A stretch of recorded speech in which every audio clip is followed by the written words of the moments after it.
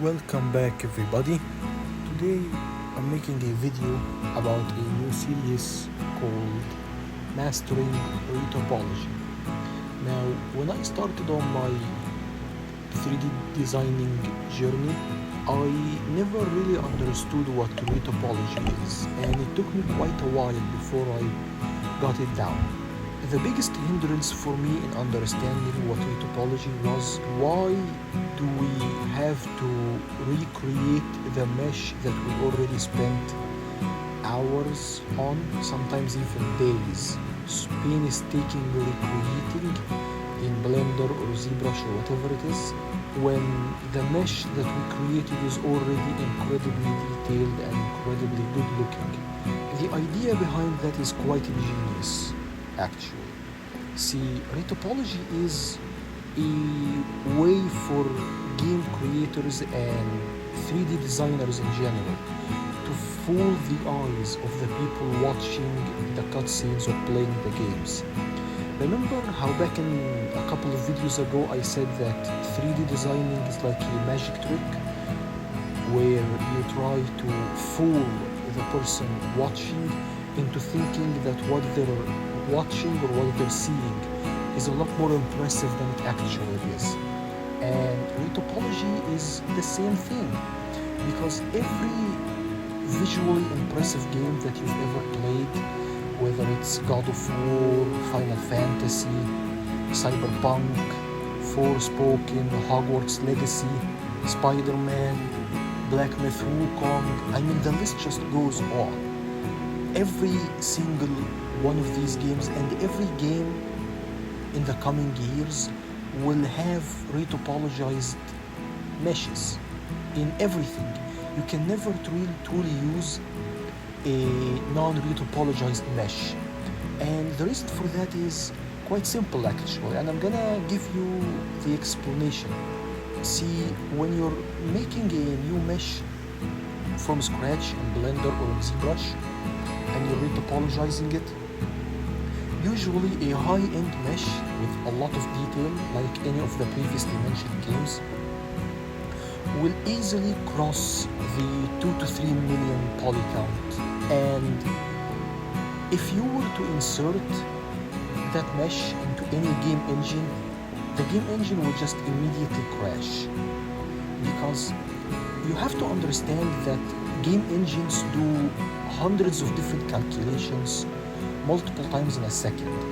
When you insert a character or a mesh into the game world in a game engine, like Unreal Engine for example, Unreal Engine does calculations for lighting, for shadows, volumetrics, physics, tens of different things that need to be calculated. And the engine will have to do each and every single one of these calculations over each and every one of the triangles in your mesh. And so if you have a mesh that has millions of polygons, it will have to do this calculation millions of different times. And it will have to do them multiple times in a second. So if your game is supposed to play at 30 frames a second, it will have to do these millions of calculations 30 times in a second. And it will have to do it for everything in your scene. So if you have buildings, trees, characters, NPCs, each and every single one of them will have to undergo millions of different calculations 30 times a second. And no hardware in the world can do that. Like, you will probably need a supercomputer at that point. So the way that game developers and any 3D designers do that is by creating that incredibly high-res mesh, and then they will retopologize over it, reducing the count by millions of polygons. A finished character in a game will not cross 30,000 polygons total. When you insert it in a game, the number of calculations needed to be done over it is infinitesimally smaller.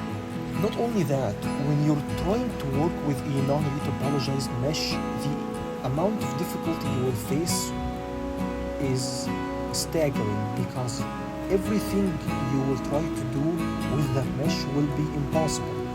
Whether it's rigging, texturing, UV editing, everything will be nigh impossible to achieve. And so retopologizing is beyond necessary. But then you will ask me, how do the game developers achieve such an incredible amount of detail on such low poly meshes? And the answer to that is texture baking. The idea of texture baking is fascinating when you think about it, because all it is really just you're essentially sticking a wallpaper, a textured wallpaper on your mesh.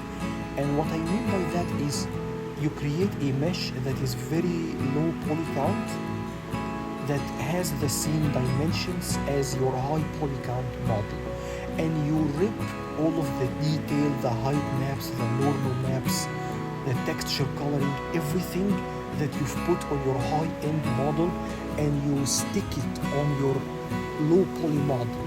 And thus the low poly model inherits 90% of the details that the high poly model has, with an infinitely lower poly count. And that is what is so impressive about the system, is you end up getting incredible amounts of details for a very low price to pay in terms of performance. And that's how all of these game engines are able to run such staggeringly high detailed meshes. It's because most of these meshes, they seem immensely detailed. Like these characters over here look like they would be millions of polygons. But they created the incredibly high detailed characters, and then they ripped the details off of them and stuck them on copies of these models, except they were much lower count in polygons. And as such, the engine doesn't struggle to do the different calculations, the lighting, the shadows, the volumetric fog, the god rays, the physics engine, the water physics, everything. Rigging and animations are infinitely easier to do on proper retopologized characters, because topology flow is one of the most important things in a mesh. Because if your mesh isn't properly retopologized, even if you do retopologize it and you reduce the count greatly, an engine will be able to render it properly. However, animating said character, if the topology flow is really bad, it will be nigh impossible to properly rig the character and to have it act as you want. And so as you retopologize the character, you need to keep in mind exactly how that character will play and how that object will move. If the object that you're retopologizing is going to be static in general and isn't going to move at all, like a lantern post, for example, or a chair, then you don't need to mind that topology flow in general. However, keeping topology flow clean is always a good practice to maintain, and it will come in handy when you try to topologize a character that is gonna be moving, that is gonna be rigged, that is gonna have to deform. And yeah, this is pretty much the whole video. I just wanted to make this quick video to explain the concept of topology, because you would be surprised how much I had to struggle before I truly understood the importance of retopology, because I genuinely thought that it was just a custom step that didn't need to be done. But it is truly the cornerstone of 3D development, because everything you do in 3D development will depend on your retopology. And I mean everything, from animation to UV editing to texture mapping to physics rendering to animating to texture painting to everything. There is nothing that can be done properly in a mesh if it is not retopologized properly. And as such, next video, in my next part, I will go into detail about proper retopology flow and tips and tricks to learn how to avoid specific mistakes when you're retopologizing, because I did do a lot of mistake in my early career in working with these things. So I'm making this video tutorial series to teach you how to avoid making these mistakes.